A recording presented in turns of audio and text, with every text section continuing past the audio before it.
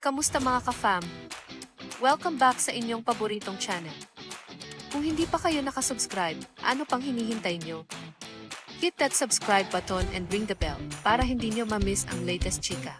May bagong reyna ang Pilipinas. At hindi lang basta nanalo, dinomina pa niya ang gabi. Alamin natin kung bakit si Gwendolyn Melis Soriano ng Baguio City ang bagong binibining Pilipinas International 2026. Si Gwendolyn ang opisyal na hahalili kay Katrina Johnson at siyang magre-represent sa Pilipinas sa Miss International pageant. Pero teka, hindi lang corona ang naiuwi niya? Nasungkit din niya ang Best in Swimsuit, Best in Evening Gown, pati ang binibining Philippine Airlines at binibining Urban Smiles. Aba, halos lahat na yata ng awards. Kanya na.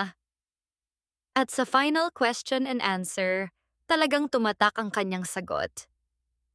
Ayon kay Gwendolyn, pangarap niyang maging isang inspirational leader at gamitin ang kanyang corona para hikayatin ang iba na mangarap, manampalataya, at huwag sumuko.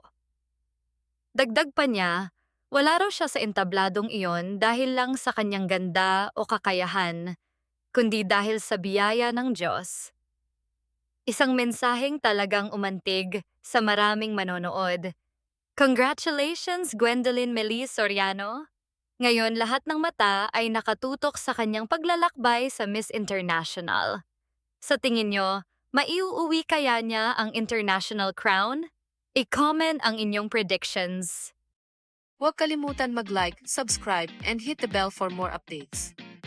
Kita-kits ulit sa next video, mga ka-fam.